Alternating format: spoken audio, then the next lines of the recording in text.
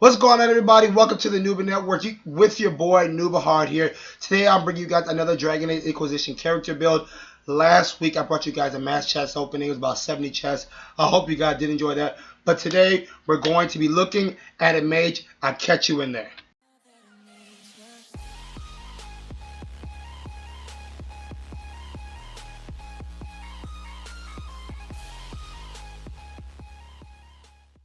Alright, ladies and gentlemen, noobs of all kinds. So here we are.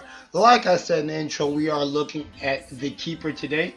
So let's get right into it. As you guys know, if you guys have kept up with my series, we go down abilities, and then we go to accessories, and then into some gameplay. Excuse me. If you guys have not kept up with any of my episodes, go ahead and hit that subscribe button and check out the other videos of other characters that I've done. We're coming close to a close here on this series. They got about 4 to 3 characters left.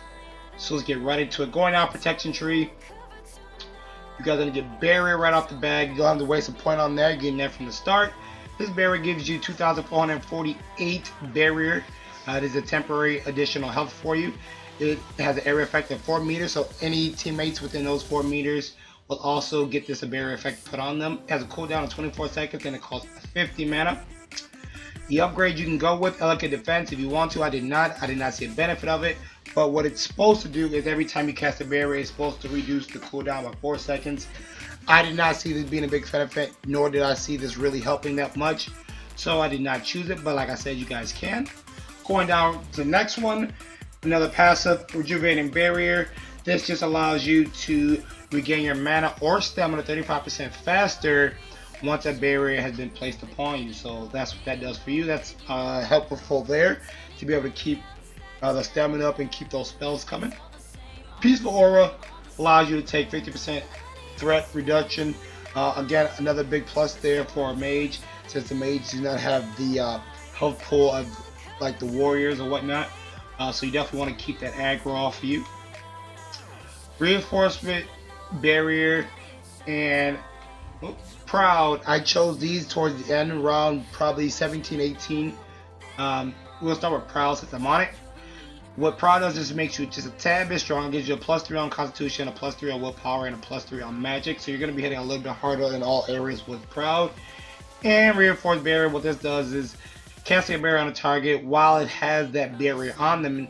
Now that's key. It has to be the barrier on them, not just once the barrier has been placed, then this is in effect all the time. No, it's once the barrier is on there, it takes a 10% damage reduction. So that's what that does there. Cycle of Life. Any of you should fall. You give all of your enemies the strength to fight harder. So if you die, hopefully you don't, but if you do, you're going to give all of your enemies 100% health, and you're going to give them a 50% damage bonus for 10 seconds and the cooldown for 60 seconds. Guardian Spirit. A protective barrier springs in place around you automatically when you are badly injured. 100% barrier for 60 seconds.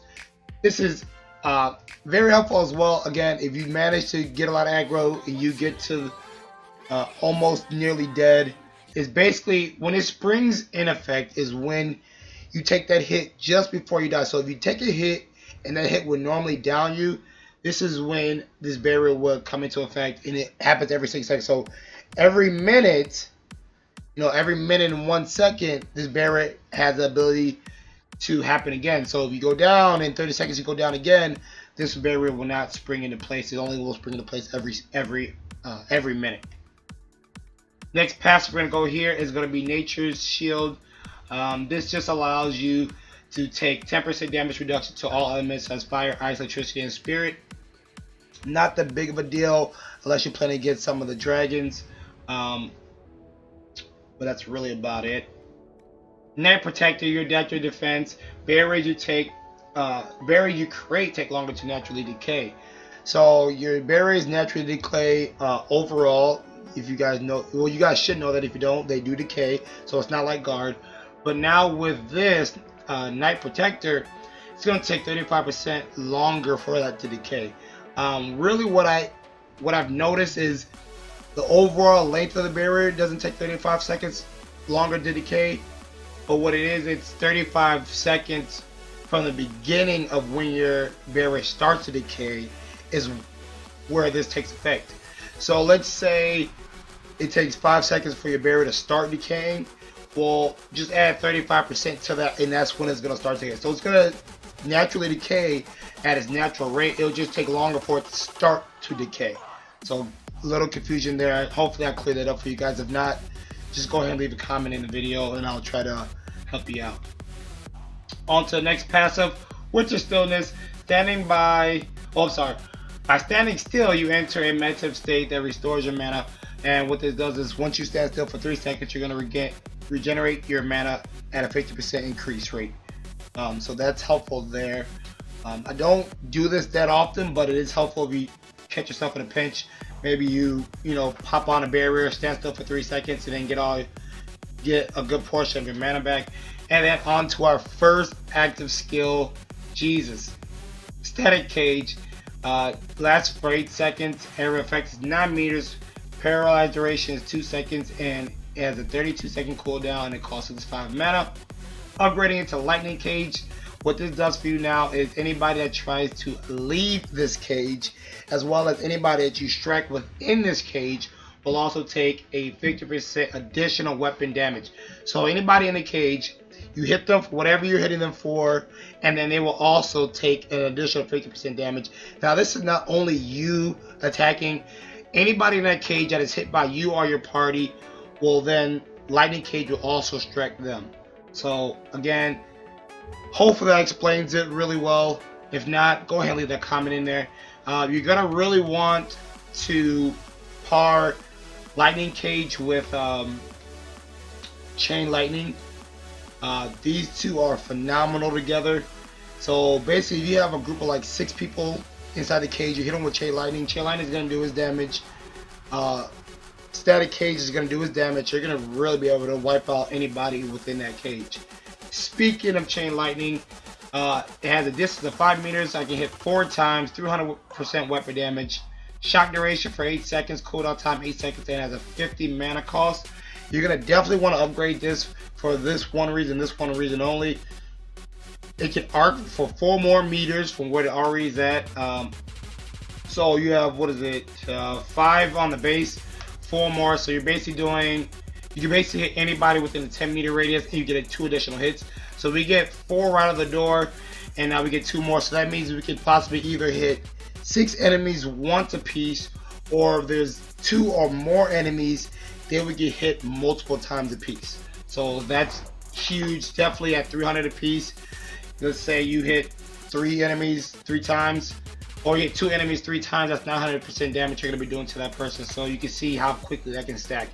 But it does not stack on one enemy. So if you hit one enemy, don't think you can use this, and it's going to hit that one enemy 6 times. It's not going to do that. It's only going to hit the enemy 1 time. Clean burn, not really that big. I'm going to skip over real quick. Just anytime you use a skill or a spell, just reduces your cooldown of all active cooldowns by 1 second. So it's not really that big, but we do have one in here, which is going to be this guy here once we get down to a Gathering Stone, which is, I think, bigger. Conductive Current, the more magical energy you expend, the more damage you do. So every spell, basically attack that you do, basically anything that uses your mana, is going to make all of your attacks stronger. So for every 10% missing mana, you're going to get a 5% damage bonus. Okay, so spamming those spells is going to be helpful. It's definitely going to be helpful. It's going to make you much stronger. Now these next 4 passives are going to be all pretty much like your crowd control. Not so much as keeping enemies at bay, but so much as keeping them weakened so you and your party members can hit harder. So these next 4 passives affect the enemy, which then also helps out your party or yourself. Okay, Disturbance of the Spirit, your offensive spells have a chance to weaken your enemies. So weakening enemies just basically lowers their defense. So you're going to be hitting a little bit harder if somebody's weakened. You have a 5% chance to weaken an enemy, and it'll last for 6 seconds. Now, I know 5% chance seems low, but it actually happens more often than not. Smother and Veil, weakened enemies have their damage they inflict to reduce even further. So this helps you out a lot, especially if you have enemies that are closing on you, or If you have big groups that are doing big damage to your party, this helps a lot. This will do a 30% damage reduction to the enemy. So therefore you'll be able to take more hits, and therefore overall you'll be able to survive a lot longer. Again, these passes paired with Chain Lightning is huge. You're going to be hitting multiple enemies, possibly up to 6 enemies, having up to 6 enemies damage reduced by 30%, and then going with this guy allowing you to hit 15% harder against those weakened enemies is huge. It's really huge. Gathering Storm. Now this is what I like Gathering Storm much better than I like Conductive Current, but having them together definitely helps overall. Any basic attack you do shortens your active cooldown time by ½ a second. So I know that doesn't seem like much, but you use your spells. Most of those spells have at least 35 to 50 seconds on a cooldown time. Using this guy, you're really gonna be using this when those spells are on cooldown, and basically every 2 attacks is a second. So if it has, let's say, 30 seconds, you hit it twice, boom, now you're at 29 seconds, so forth and so forth and so forth. Twisting Veil, like I said earlier, once you weaken an enemy, you're gonna be doing 15% extra damage to that weakened enemy. And this is not a time thing, nor is Smothering Veil, but what is timed is the weaken duration once you actually weaken them. So Smothering Veil and Twisted Veil does not actually put in place the weaken effect. It's going to be Disturbance of the Spirit is what puts in that. So once you weaken an enemy for 6 seconds, their damage is going to be reduced and your damage is going to be increased. Now this is only for you though. This is only for you, so this is not for your teammates. Okay, this is not for the party. The party damage will not increase. It's just going to be your damage increase. And then on to our next and our last active skills is going to be Energy Barrage. You're going to shoot 12 projectiles at 110 weapon damage. It's going to be cooldown time of 16 seconds, and it costs you 50 mana. The upgrade to this is pointless in my opinion. Any bombardment, all that does is it makes your enemies resistant, less resistant by 3% to the energy of your staff. So if you have a lightning staff, now they're going to take 3%. If you really want to look at it, the best way I can explain it is they'll take 3% more damage per projectile. It's not that huge at all. It's not that huge at all, guys. It's like 3, 5, something like that. But that is it for our passive. So again, barrier, keep yourself alive, and any enemies near you, any party members near you when you activate this, or if you activate it on a party member, any party members near them will get this barrier. Chain Lightning is the bread and butter pretty much of this build. Energy Barrage and Static Cage. Alright, so we'll go through the strategy on how to use this and how I use these active skills in the gameplay, but let's go on to our inventory. Weapon of choice today is actually going to be the Staff of the Dragon. I actually used the wrong one. I should probably be using this one. Let's throw that one on.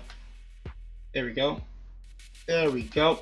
Alright, so Staff of the Dragon, it has 172 DPS. Again, not the best of weapons out there. None of my weapons or any of my videos are the best weapons out there. There are plenty more. Experiment, guys. Experiment. But this is proven. This is what I use currently, and this is what have worked. So 172 DPS, 81 fire damage, 25 spirit damage due to the superb spirit room. Then a plus 41% attack, plus 7% critical chance, and then a plus 8 on heal. Looking at the armor, we are rocking out with the Drake scale. Now again, like I mentioned in all my videos, in case you guys do not know how to get Drake scale, the Drake scale is only earned by getting 1,000,000 experience points with any of the mages. So you have to earn 1,000,000 points, you'll get a free chest, you go to the store, you unlock that free chest, and you'll get all Drake scale for all your mages. 171 armor rating. I currently have equipped on it is a plus 15 fire resistance, and then a plus 5 willpower. You can put cold on there, you can put electricity, but I figured fire is a little bit better because it sticks to you a little bit. Cold doesn't really do that big of a damage, plus only to hit you the one time. Electricity will only hit you the one time as long as you remove yourself from the AoE of the electricity that's hitting you. Fire, once it hits you, you have a burning effect, and that's why I chose the 16% fire reduction. onto our accessories, and the last thing for our belt, we're just rocking out with the enhanced belt of health. You could go, this actually gives me plus 100 max health. You could go with like the melee belt, which just gives you a plus 5 melee defense. But I chose the health belt, a little bit of health pull for my mage. For the rings, I am rocking one. I'm actually rocking, I believe it's two enhanced chain lightning rings. So it allows me to do up to 60% versus the 30. Let me double check, but I believe I am rocking the two. Oh no, okay, so I'm rocking one energy barrage and one chain lightning, so I'm actually only getting 30% per both. And then for my amulet, I am rocking the amulet of the cord. This just allows me to take less threat. Again, I am a mage. I'm going to be staying to the back, not really going to be too much in the thick of things. So while I'm back there, my teammates won't be that close to me, so really don't want to pull any aggro, don't really want to one-on-one with anybody, don't want to really one-on-one with any groups. So definitely want to pick that up. And that's really it, guys. So that's my skills, my armors, my accessories. I'll see you guys in the game. Alright, ladies and gentlemen, so here we are, Wave 5, Perilous Interventor's Ruin. We get right into this circle. First thing you want to do once you get in here is you want to go ahead and pop the barrier if needed, okay? So first thing first will be pop the barrier if needed. If not, you're going to go ahead and use Static Cage. Now open up with Static Cage. So, so I'm going to need barrier. Crack open my Static Cage. Try to get out of this fight I'm here. Take a potion. And these big guys won't leave me alone. Go ahead and take some rock armor there. Get a little health back. And you're just gonna pretty much try to stay on the backside as much fight as you can. Use Static Cage when you need it, which will probably be all the time, definitely. Keep those basic skills going, because as you see, those cooldowns reduce quite a bit. The only thing that's hindering my cooldown is just having the mana. Gonna put barrier back on. Just spam it. That's pretty much all you're gonna do. Just keep spamming it just like this. Go, get out of that circle. Here we go. Chain lightning. That guy popped into place. But oh no, I had a barrier. Should be able to get him. Should be able to get myself up here. I should be able to get me up. Should be able to. Don't know how he killed me. I definitely had a barrier active.